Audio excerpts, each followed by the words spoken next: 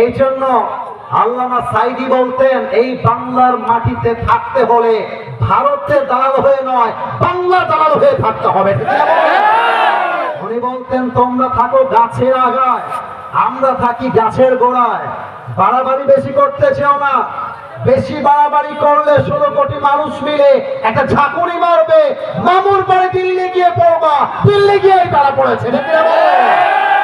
অতএব যারা বলছো আমাদের দেশ থেকে নাকি ভারতে পাঠায় দেওয়া লাগবে, আমি স্পষ্ট ভাষায় বলছি, হতে পারে কালকে এটার জন্য আমার নামে মামলা হবে, হতে পারে কালকে এটার জন্য আমাকে হেনস্থা করা হবে, হতে পারে এটার জন্য আমাকে গুম করা হবে, বাট আমি হকের সঙ্গে কোন প্রকার বাতিলের সাথে আপোষ করতে পারবো না। ঠিক কিনা বলে?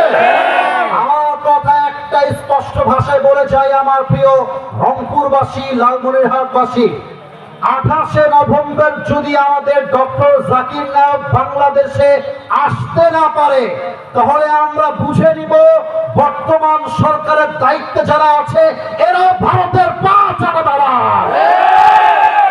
আপনারা স্পষ্ট পয়গাম দেন, ডক্টর জাকির নায়েক মেহমান হিসেবে নয়, যদি তিনি চান উনি বাংলাদেশের নাগরিকত্ব নিয়ে বাংলার মাটিতেই থাকতে পারবে। আপনি বলবেন মাওলানা তারিক জামিল তার নাম, উনি তার ওয়াজে বলছিলেন কিয়ামত के दिन बंदा के साथ अल्लाह का ताल्लुक कैसा होगा।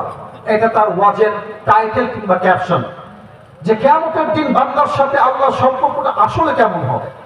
তো উনি একটা হাদিস বললেন, এক যুবক দাঁড়াবে যার আমল নামা হবে দুইটাই 50-50। Look at my two hands, সবাই আমার দুই হাত দেখেন প্লিজ, মেহেরবানি করে দুই হাত দেখেন, দুইটাই সমান সমান। এবার আপনাদের পালা, যেহেতু দুইটাই 50-50, মেধা খাটিয়ে উত্তর দেন। আমল নামা জান্নাতে যাওয়ার জন্য ডান পাল্লায় আর কয়টা লাগে? Right answer. আরেকবার সবাই মিলে কয়টা? যুবক বলবে টেনশন কি कोई बात नहीं है, मेरी बाप यहाँ पर है। আরে টেনশন নাই, বাপ তো আছেই। বাপকে বলবে একটা আমল দাও, সোজা আমি জান্নাতি। যুবকটা বাপের কাছে আসবে, এসে বলবে আব্বা